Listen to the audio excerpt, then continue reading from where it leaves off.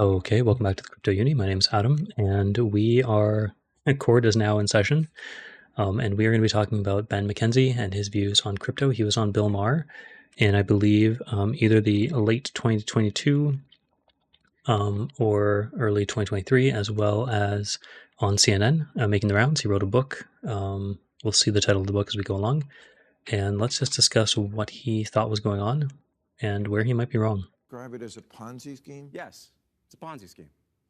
But Ponzi schemes always do collapse. Yes. And this will too? I understand the argument that it hasn't collapsed, but the numbers in crypto are not real.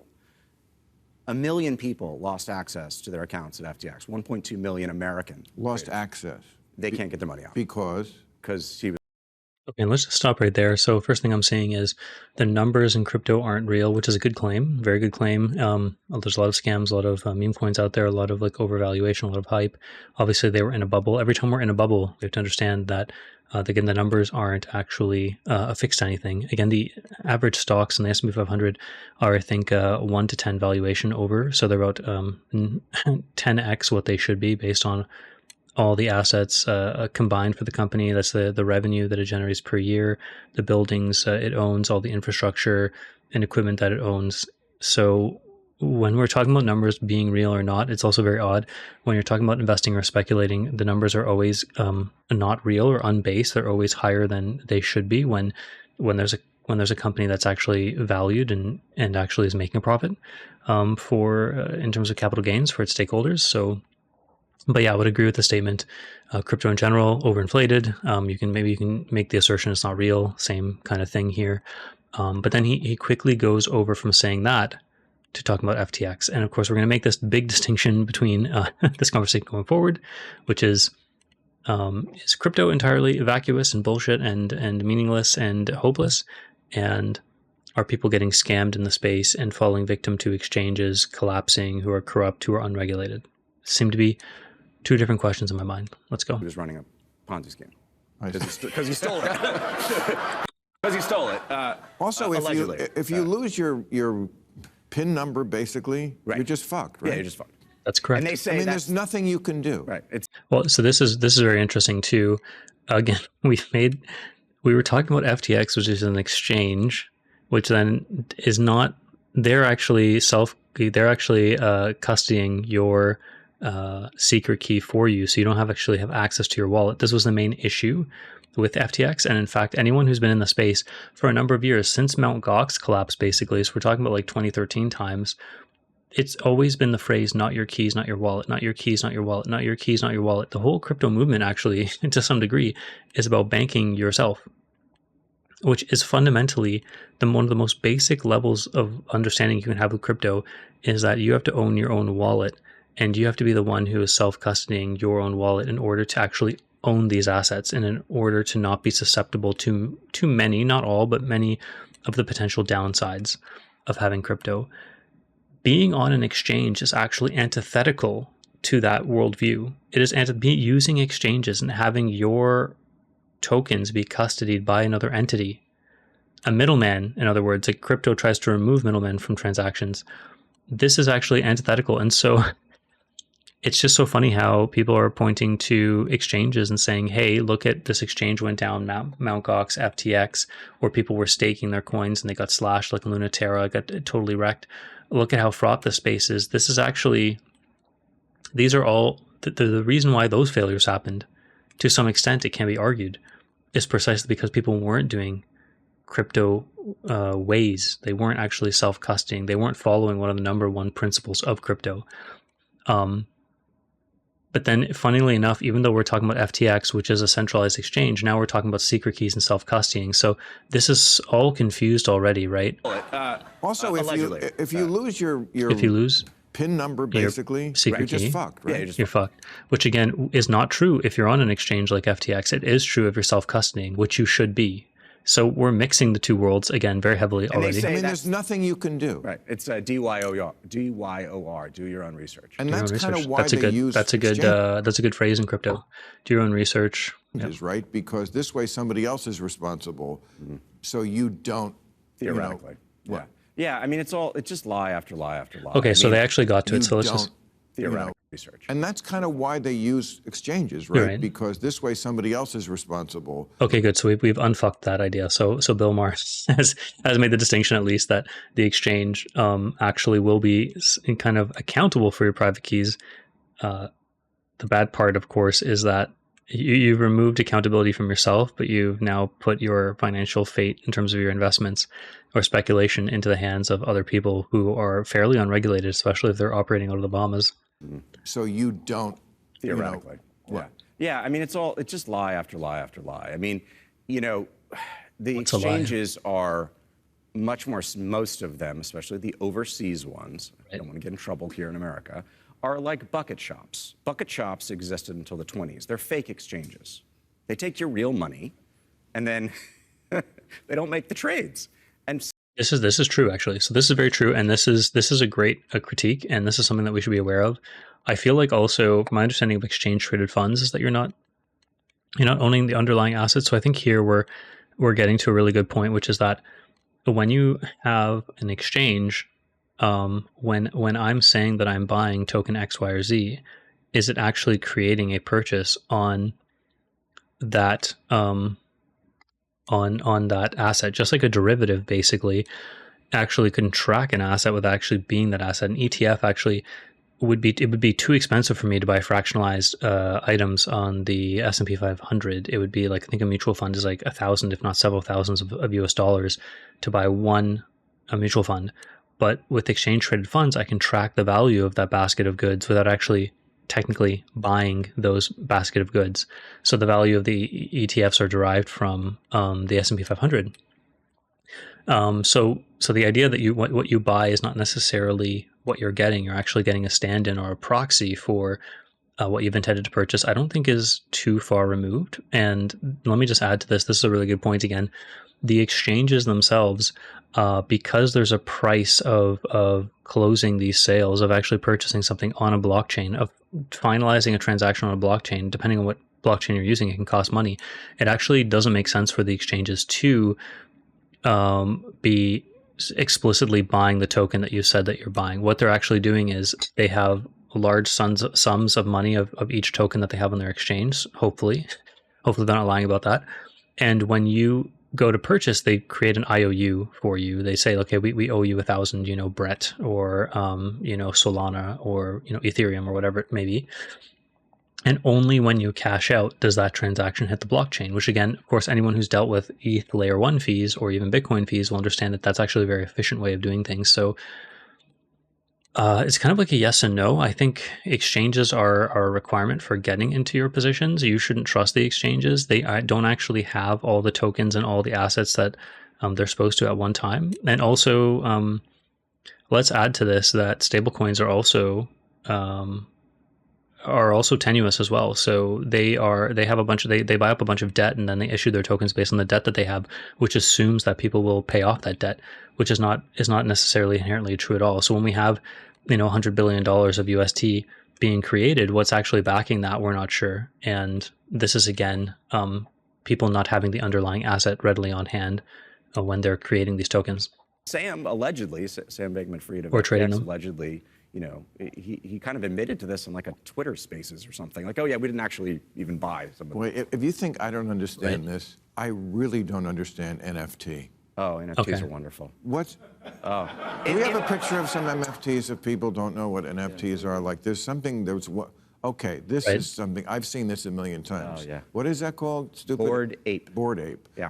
Tell me what that is. Pretend I'm 67 years old. It's a good takedown video on the Bored Ape Yacht Club, and kind of like the potential inherent racism that they've used to troll everyone. Just looking good. Just go with me, Ben. Go with me on this crazy scheme. And I just don't understand this from get-go. And explain it to me. I think that you do. I don't. I really don't. Well, does it You're seem selling like a picture. I feel like you're selling a picture that I could also just find online. Right. You could right-click and save it. It's a JPEG. Right. Actually, so what am I not getting? Nothing. It's a scam. It's a I told you. I told you I wasn't crazy. So I think this point again, I'm not super into NFTs. I don't think that the idea I don't think the idea as it was implemented specifically in terms of, like, let's say game items in a game, or art, traditional artists are going to start, digital artists are going to start minting NFTs. I don't think it's so compelling, but it did capture it entered the zeitgeist of the population of the generation. It entered the cultural mythos that there were these NFTs that you can have digital, trading cards and whatnot. The main point of an NFT, however, is to have digital scarcity and digital ownership, but specifically the scarcity of ownership. So if you think about the scarcity, there's a piece of art, and I have it in NFT in my wallet X, Y, or Z wallet. I've got this piece of art. The scarcity is not in the piece of art as on the digital medium. The scarcity is not that I have this JPEG that no one else has. In fact, I don't even have the JPEG. The JPEG is likely hosted somewhere on a cloud computing software somewhere. It's not even in my wallet. So we have to understand this about NFTs. The actual NFT itself, the actual image itself that they're talking about copying, is not even in your wallet. So this is a fundamental misunderstanding of what it means to own an NFT art piece, for example, like a visual art piece or an audio art piece. The art piece itself is not even in your wallet. It's not even. It's in a way, it's worse than what they're describing, because if you copy and paste onto your computer, at least it's on your computer. You own your computer, and you own that space in the hard drive where you have the JPEG. When you have it on the blockchain, it's not on your computer. It's not even. You don't even have it. It's hosted somewhere else. And by the way, if they remove that piece from hosting, you won't be able to access it. You won't be able to listen to your song, or you won't be able to view your stupid image of an ape or whatever. So the question is then, what am I getting? You're getting digital property scarcity. There is only one person, or let's say 10 people, who own this item on the exchange, and they are the people who have access to these wallets. That's it. Now, you might not be excited about that, but there's a bunch of things. Mark Cuban talked about this recently in a 2022 interview, which interestingly was during the collapse. He was actually turned on to the ideas of NFTs, and he said, the fact that you can, when you mint your NFTs, you can add a royalty, so that way whenever the ownership moves from wallet to wallet, you can actually take a cut as the original creator. You can actually have, let's say, 20% of the entire sale price siphoned back to you. This is about who owns digital ownership and what it's worth, and how we currently track it versus how we could be tracking it. So again, what am I talking about? No one thinks that if you have an MP3, so we used to do torrenting back in the day. It was huge in the kind of 2000s, right? Like peer-to-peer torrenting. If I download an MP3 of, let's say, Michael Jackson's Thriller or some song from the Beatles, am I saying that I own that song? Well, in an essence, yes, I have that digital song on my hard drive, and I can play it anytime I want, and I can give it to other people. I could even sell it to other people. So in some sense, I own it. But in some other sense, we all understand I don't own it. Do I actually own the rights to that song? Can I license that song through legal avenues? Can I come out and say, this is my song and no one else's? No, I obviously don't own it. The music studio, the record studio owns the song, or it's in a private collection. Let me put it differently. Someone owns the full set. I think Michael Jackson actually bought, like, Paul McCartney, like all the Beatles anthology at some point. He bought the whole discography. So you go out and you buy a CD that has one of the Beatles tracks on it. Are you saying that you own those songs? That you have a stronger claim, you have an equal or stronger claim to Michael Jackson when he was alive, that you own those songs? Of course not. This is absurd. We understand that ownership of a song is beyond actually the physical asset existing on cloud computing or on your hard drive or on your phone, or, if I did myself, MP3 player or what have you. We understand this. So this is a fully misunderstanding. They're thinking about what NFTs are doing is allowing you to own the actual digital asset. I'm saying you don't even own it. You don't even have it on your person. You don't even have it on your device when you have it in the wallet. All you have is a claim to be the one who legitimately owns that thing. And if you don't think that's a big deal, legitimate ownership and royalties, and who gets to do what with created pieces of art, movies, who is able to resell it. I have a movie that's 10 years old. I'm able to go to Apple, has a streaming service now, and license it to them and license it. And I get the money for that. All the people who have that same movie on their hard drive get nothing, because they actually don't own that piece of art. Again, so this is entirely conflating the ideas of what NFTs are proposing to solve and what they're actually doing in people's wallets. But people are paying hundreds of thousands and millions of dollars for this. Well, yes, They probably shouldn't and be paying that except much. there's what's called wash trading in crypto, and especially in NFTs. Wash trading is fake trading. You basically can set up as many accounts as you want. The pseudonymity of the block. This is a real issue, and this is a real issue in traditional art markets as well. So, I think a lot of the issues that people talk about with crypto, it is exacerbated because it settles in real time. It's permissionless to some degree. It has anonymity that's beyond what you would usually get in these different markets, and they're open 24 hours a day. So again, crypto really does exacerbate all the faults that are in many other financial collectors, markets. But this is not unique to crypto, what he's about to say. Blockchain obscures what accounts you control. So I basically take $1 from one hand and I put it the other, and I just keep doing that over and over and over again. And you think this thing. Yeah, I mean, people create shell corporations. The Panama Papers revealed this. People create basically what you would say is a bullshit account on crypto, and you're moving assets back and forth. Some people do this with art, where they'll create an account somewhere else in the world. They'll have that person buy their piece of art to set a new highest price for it. Then at some point in time, they'll buy it back at another new highest price, and then they can list it again a third time, and they can sell it for X amount more, right? So this kind of wash trading, not unheard of. Thing is worth money. But then as soon as you actually give them the money, try reselling your Bored Ape. Right. It's not the buying, it's the reselling that's the hard part. But even if you wanted to impress, if this is going It's to get interesting you... too, is he mentioned not the buying is not the hard part, which is actually fantastic. So again, like that's actually a win for crypto. I know he's saying it in jest, and you get this useless thing you've bought for $1 million, you can't sell it. I agree. NFTs are bullshit. Don't buy them. But the fact that he said that the buying part is easy, that's actually an inherent part about what I'm excited about with crypto and what we should be excited about. Late or something? Oh God, no, that's not happening. Well, okay, then I really don't understand the motivation. That's true. It's not because you know art, because it's not art, and if it's not for the money. I don't, it must be some sort of bragging rights, like, look, I own this, but why couldn't I just say that? And show a picture of... So we went over this. The fact that you have a song on... The fact that you can play a song on Spotify, or that I pirate a song and have it on my computer, doesn't mean that I actually have ownership rights to that song.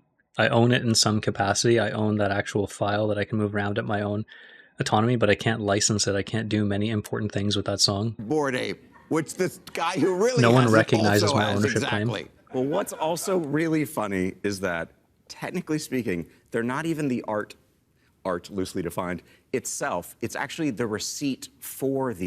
Oh, perfect. Okay, so he's making this distinction, which I just made a few minutes ago, but awesome.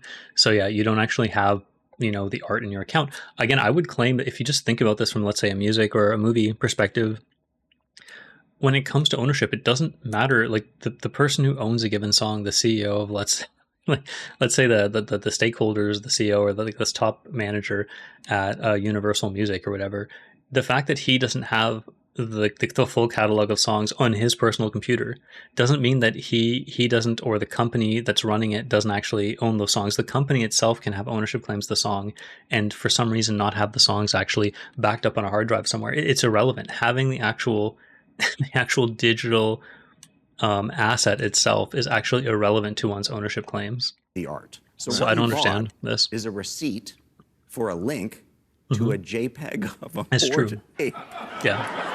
And again, we got to say, if you lose the link, you can't view your asset anymore. You still own it. And if the blockchain collapses, by the way, and this will happen over the years, and it's already happened, if a layer 1 or a layer 2, which you bought your NFT on, stops being supported, all the nodes go down, the network disappears. You don't own anything now. I mean, you don't even have the network to prove your ownership rights.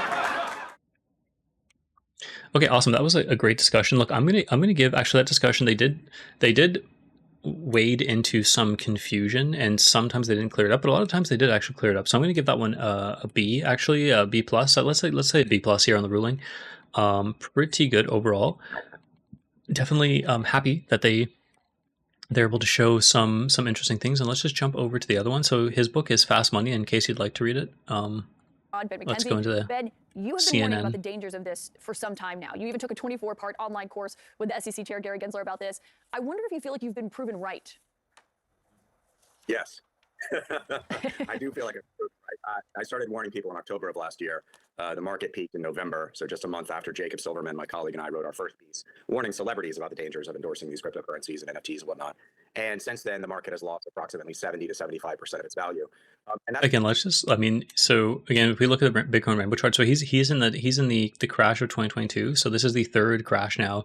So that one would predict a crash happening is really not miraculous at this point. Like if you were informed about crypto, and he seems to be somewhat informed, so he's kind of patting himself on the back, like we predicted this crash. But anyone who's kind of looking into crypto, there is kind of like this 4-year cycle, more or less, and every cycle looks different, and the reasons for those cycles might not be fully legitimate. There might be whales pumping things up, or there might be kind of there's always a mania that goes with a blow off top. But the fact that you would predict a crash, like right now, I'm predicting that we're going to go through a blow off top bull market. At some point, we're going to reach over 6 figures, and then we're going to crash after that. We might not crash to 80, we might crash to 75 or 66%, but we're going to crash after that. And it's not very interesting to make these predictions, and one shouldn't be congratulated on doing that at this point. That's just the value that's on paper. Cryptocurrency is this opaque, largely unregulated market, so you can't even trust that the numbers that you see are real, unfortunately.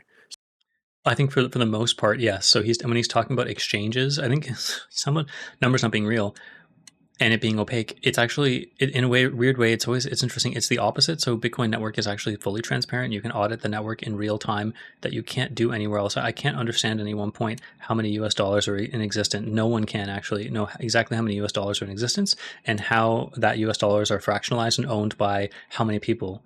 But on Bitcoin, you can actually do that, and you can actually do that relatively cheaply, and you can actually track immutably, because of it's a blockchain, immutably the movement of these tokens moving forward, and you can actually catch on to actually some criminals. You have to associate their wallet with a person. That's the hard part. The wallets are anonymous, but the in and outs into the blockchain, out of the blockchain, cashing out of the blockchain, that's a hard to get anonymous at some point. So the fact that he's describing crypto as this amorphous, kind of ambiguous, kind of up in the air thing, it's actually in some ways truly is the opposite of that.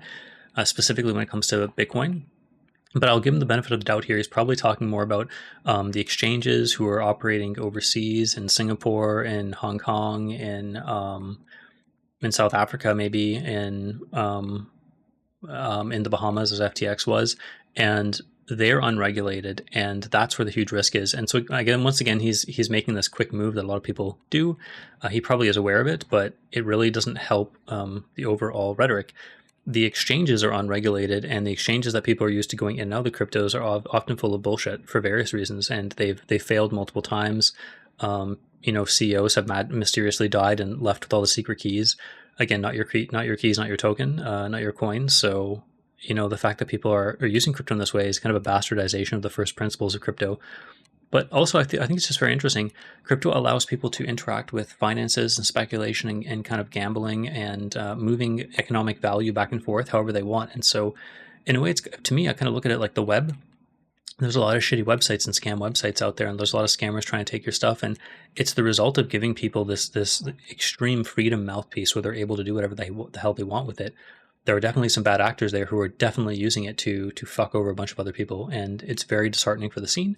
It's very disheartening for the internet. You don't feel like your grandparents are safe when they're receiving emails and telephone calls from people trying to scam them with all sorts of different accents, oftentimes. This is disheartening, right? And this is scary.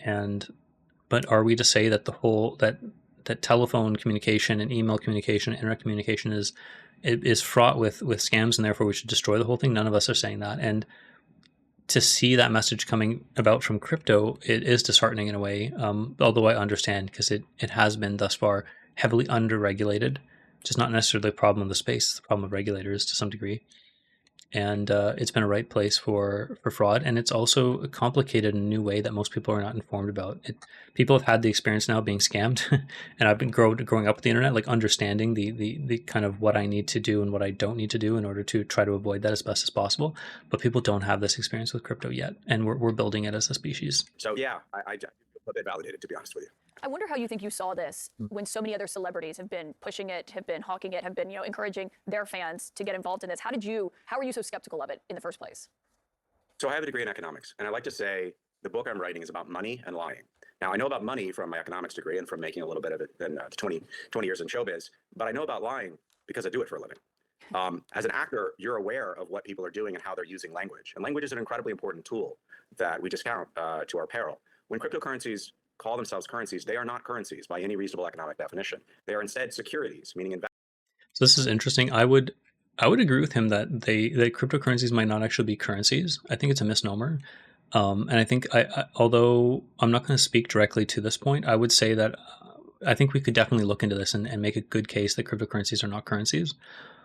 Although I would say something like USDT or like stablecoins, they seem to be much more in line with currency on, I want to say, on a superficial view. So just on a right retail, recreational, transactional view of quick settlements, so you're able to purchase stuff with it. I could see stablecoins as well as something like a Solana, basically, and specifically a stablecoin on a Solana network, which I've used before, like USDT or USDC. With a network payment of under a fraction of a penny and a settlement time of under 10 seconds, like I can see that as being kind of used as a type of currency. I think Visa Network has been doing tests with Solana since about 2022 or 2023 to help settle transactions on it. And in fact, there's been more volume on the Bitcoin network than the entire Visa network, or almost the entire, as for 2022, I believe, for the year 2022. So yeah, you can both argue there aren't currencies, but are these things places where people are putting economic value and moving that value around to different actors in the space and doing meaningful economic activity with them? If you think about remittance, for example, getting on a plane with $100,000, $10,000, having to declare it, or doing remittance from the America to the Philippines or whatever.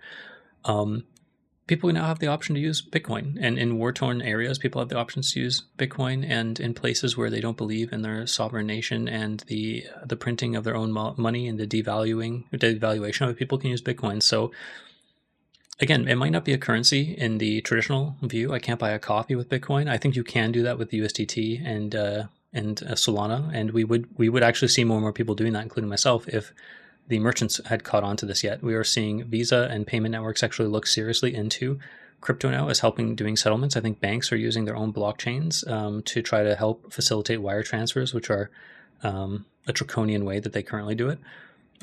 So again, like, sure, I'll say that they're not crypto, they're not currencies, but they're also not securities in this. In at least both Bitcoin and Ethereum have been announced by the SEC and other regulatory bodies that these are commodities and they are not securities. So again, kind of confusing what he's saying, and I'm not sure if at this time we had that ruling, but he's going against some of the rulings from legislative bodies in America. Investments, but they're unregistered, unlicensed securities. We've actually tried this in the 1920s, the roaring 20s, before the great crash of 1929 and the Depression. We didn't have securities laws, federal securities laws. And so it's pretty ironic, but 100 years later, we're actually revisiting that era. And unfortunately, what happens is that a lot of people get sucked in and then a lot of people lose money.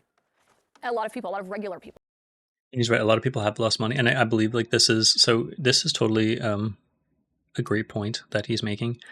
I would hope that he would make the same point for the traditional finance sector, whether it's penny stocks or something like Enron or the dot-com bubble. Like, people losing money and going into a space does not require cryptocurrencies. And in fact, he's seen it. He's listing parts where this happened before.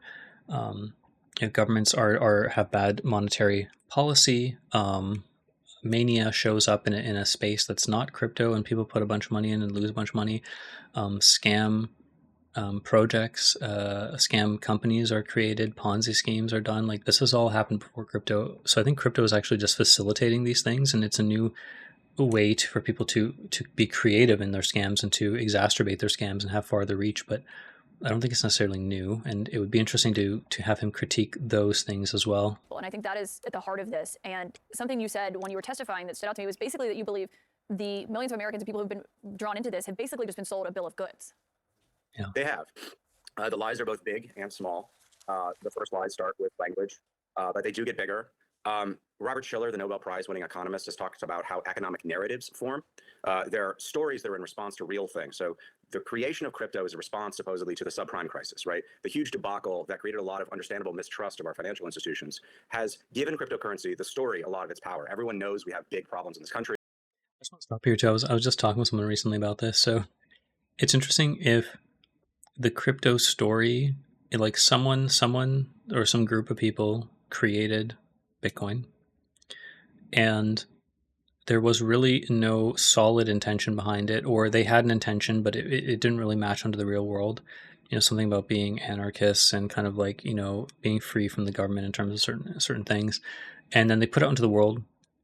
And it really was it wasn't the case that this product actually did that thing. It was actually just kind of out there.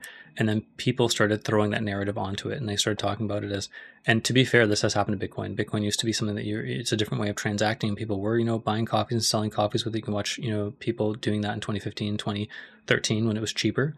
But and then it somehow started mutating to digital gold. So the story about what Bitcoin is has already changed. Like the digital gold narrative was there from the start, but it became much stronger as the day-to-day currency one dropped by. And I started in crypto in about 2016, so I kind of saw that change happening, because that's about the time that change really started taking place.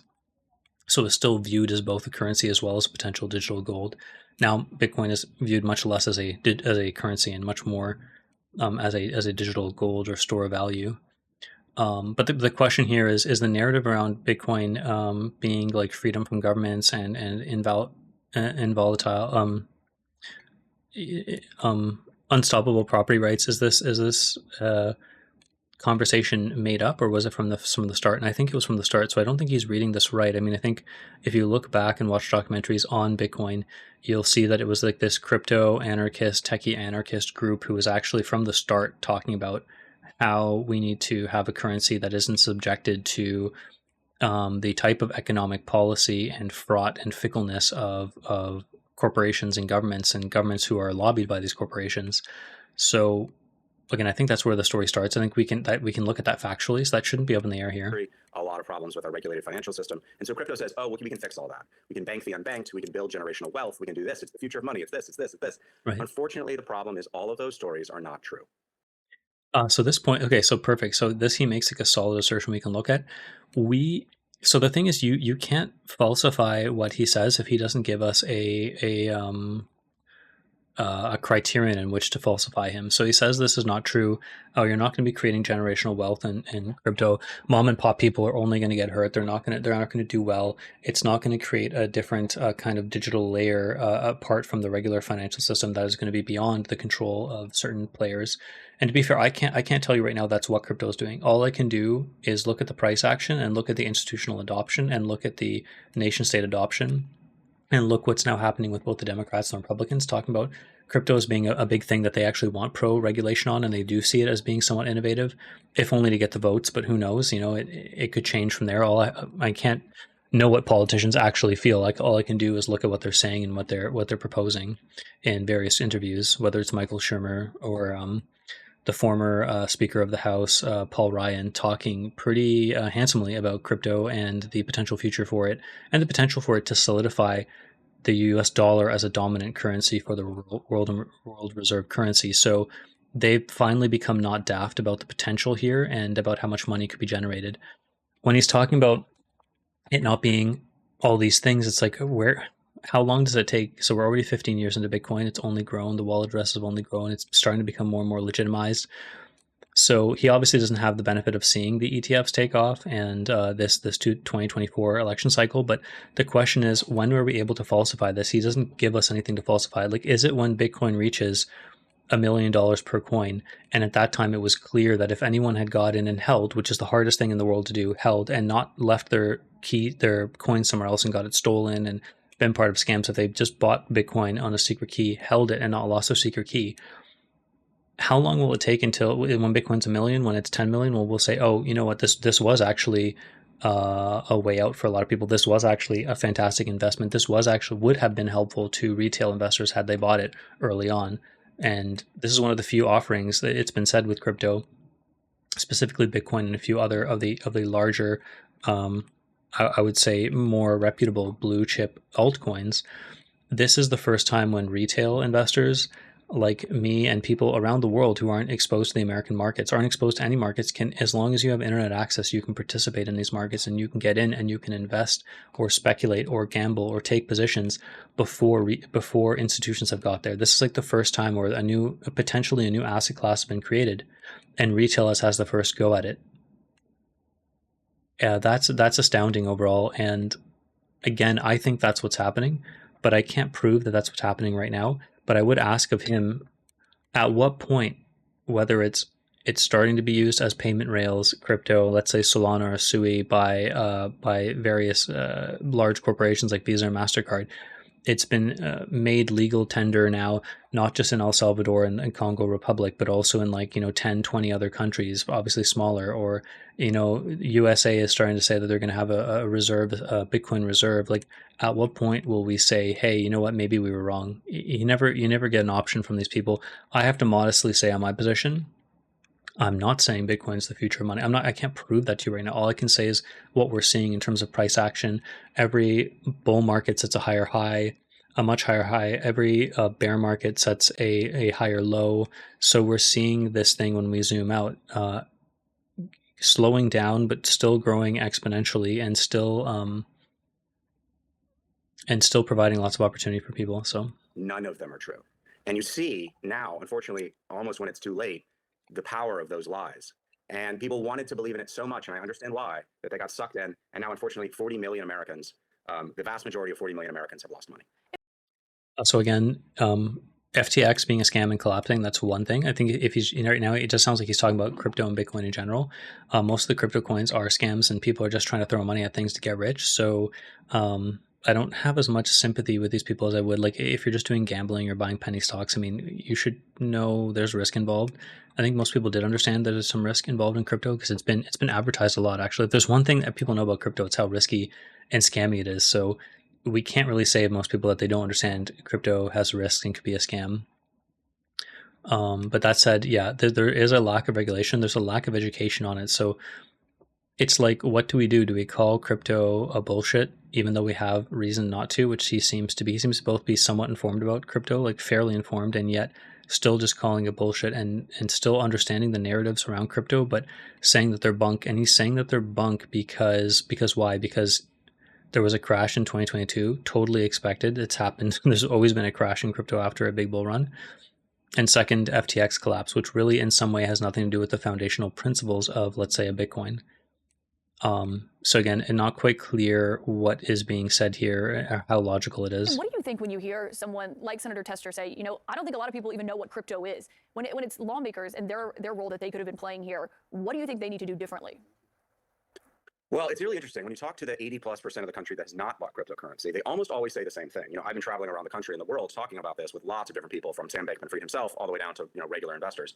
But when I talk to people who haven't bought crypto, they always say the same thing, or almost always. They say, I don't really understand it, but it seems kind of scammy. And I say, no, you got it. It's not really that complicated. A blockchain, this supposedly innovative technology, it's a ledger. It's a way of storing information. It's really not revolutionary. It's been around for 30 years.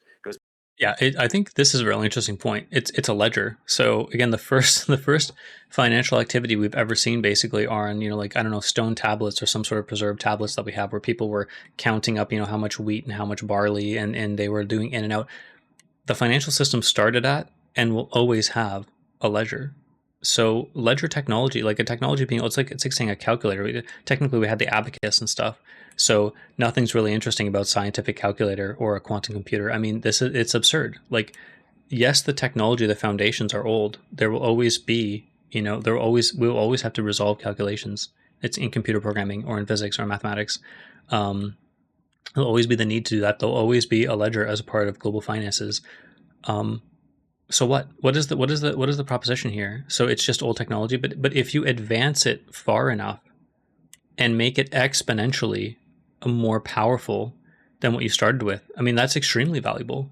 We look at what Bitcoin is doing essentially, and what real world asset tokenization will do, and what Larry Fink of BlackRock is very excited about. And he's on it's like you are creating a 24-hour market now with global reach. where you can fractionalize ownership however you'd like and add royalties onto it. And you can do 24 hours a day, and you can have the code be the one that's doing the buy and sell orders, and that's regulating it. And you can have smart contracts. Like, this is going to speed up. It's almost like going from sending mail and faxes and having a mail room at your company to going to email. Like, okay, now we can have one message and we can click a button and we can spread that message to 1 million people instantaneously. We can push. You couldn't do that before with old marketing campaigns. You'd have to have people cut out flyers and email it and send it in the mail, and it would arrive, and you wouldn't know how many people opened it and how many people threw it away immediately. Like, it's just, this is a whole different digital layer now, along with ownership rights, along with autonomy that we've never seen before when it comes to finances. And so to simply say it's a ledger, to correctly say it's a ledger, and then just to equate it to what, like basically the stone tablets, like it's old technology, it's absurd to me. It's back to at least 1991 when Stuart Haber and Scott Stornetta, working at Bell Labs, created the first blockchain. But a blockchain is just a way of, it's a ledger, right? What they're doing is they're... And also, again, the idea, so even the blockchain technology, Bitcoin is a combination of many different technologies combined together, right? It's like cryptographic proof with hashes that are based on previous blocks that are running across a network that provides basically, and the end result is over $1 trillion worth of value on a network that's been running with open source code for 15 years that hasn't been hacked. And where the people who are actually running the network they're not nation state actors. They can't be lobbied. They can't be bought over in that way. They're mutually disinterested with each other, spread across the globe, although primarily in China due to energy rates there, cheap energy. But we're seeing right now a network that is basically unhacked over 15 years with over $1 trillion on it through multiple periods of that 15 years. And we're saying that that's useless. It simply isn't, basically, if you just look at it. Using it to sell you on a story that it's the future of money, and amongst other lies. Ironically enough, it's actually the past of money. It's the attempt at private money, which is something we tried in the 19th century. And it failed. And in part, it failed because of fraud. So all of these things are stories. But as I know as a storyteller, just because it's a story doesn't mean it's a true story. That's a really good point. Your testimony was really impactful. Everyone should watch it. Ben, thank you so much for joining us this morning. It was my pleasure. I think in terms of private money, I haven't actually looked into this, but I think what he's saying is that what if instead of a nation state creating money, and we buy and sell with US dollars, like fuck that, because they have too much control over the economic policy. They can print more dollars. They can dilute our coins. Instead of having gold, they can start cutting the coins, or they're putting more copper in with the gold. This is what happened to the Roman Empire. So instead of doing that, we're going to create our own tokens. You always have then the problem of trust. Then who are you trusting? Who's the middleman who's mediating this network now? Okay, I've created something called Atom Coin, and now I'm going to be the one who's the head of it. Okay, no, I'm not going to be the head. I'm going to hire my family members who are going to be the head of it. No, okay, I'm going to hire some private people who are going to be the head of it. All of which can be manipulated and coerced into doing things that are not best for the individual people. So now I've got people buying Atom Coin, but they don't have autonomy with their Atom Coin. They're not able to vote on the future of Atom Coin, and Atom Coin is centralized in some way, so it is attackable in terms of corruption. This is different from Bitcoin now. Bitcoin is an open source code that's running on machines all across the world, where the actors are incentivized to keep the machines running to the point where they haven't actually hacked the network. They aren't able to hack the network to remove from it potentially billions of dollars before the whole thing crashes. Could this happen in the future? It could. Could a 51% attack happen on Bitcoin? It could. So again, I can never tell you definitively that Bitcoin's going to work, because one day we could wake up and it fails. But what I can tell you is this view of Bitcoin that he said it's equal to private money is simply not true, in the ways that this is the first time we've had a truly distributed network in this way. So it is a private money in terms of it's not owned by nation states, but most importantly, it's not owned by anyone, and it's not owned by anyone because of the digital realm. You couldn't have done this prior to digitization. You couldn't have had the rules of engagement enforced and imbued within the network itself. If you just wrote something down on a piece of paper that said Atom Coin is going to be governed like this from now until the future, I could always come back tomorrow, rewrite the paper, destroy the paper. But if it's publicly known the rules of engagement in repos on code running on people's machine, they have to literally vote with each other and organize with each other over a very slow process to change things. So we have a private money system now, if you want to call it that, a non-nation state money system that is also removed from the whims of any one actor and can't be controlled by any one actor. So this, in my mind, has the potential to be extremely valuable to the tune of what? Well, to the tune of $1 trillion now and potentially $10 trillion in the future. Probably within the next 10 or so years, we'll get to $10 trillion market cap of Bitcoin, and maybe of crypto in general, 15 trillion or something. Sure, thank you. That was such a great conversation. Yeah, great. I was going to say smart guy, great actor. I saw all of this before it happened. Yeah. Okay, perfect. So yeah, so this was a great interview. I think he brought up some really good points. I think he seems to understand the kind of anarchist crypto like a narrative of it, but doesn't appreciate the potential value of such a system. So it's very hand wavy, and I would very much like to see. He has some really good critiques of the crypto space, specifically when it comes to scams and exchanges, which is not necessarily Bitcoin. But then he also talks about some of the fundamental values of Bitcoin, which is also, that's where I'm most interested in it. And I would love to hear him talk more about the regular economic system and how it's failing the average American. So right now, my viewpoint, and we can bring this up. Actually, let me just we brought this up last time, but let's just use U.S. Debt. So this is the American government basically going into debt to fund its different initiatives and to cover over its deficits. And this is what we see happening specifically since 2008. We're starting to go on this parabolic exponential run like we've never seen before. You can also look at the US dollar compared to gold. So how much gold could you have gotten for an American dollar over the past 100 years? You can look at that chart, and the dollar's lost its value 99% to gold. So basically what I'm seeing happening is the traditional markets and traditional financial systems are making owners of assets winners because they're devaluing the money.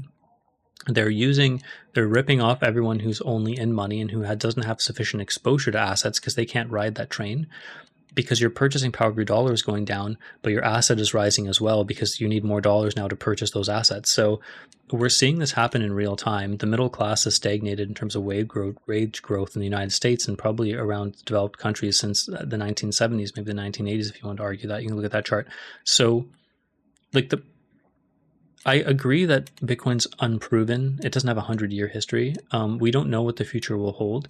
But we're sitting in a space right now where we do know what the regular financial system is holding for all of us. And it does not bode well. And the problems with that system, the reason why we're here, the reason why the banks got bailed out after taking risk that they knew was excessively risky, and they still got bailed out. And the fact that the COVID pandemic allowed for more and more printing, where we're just basically throwing money. We have no way of knowing how to pay this off. We have no way of knowing how we're going to pay off retirements.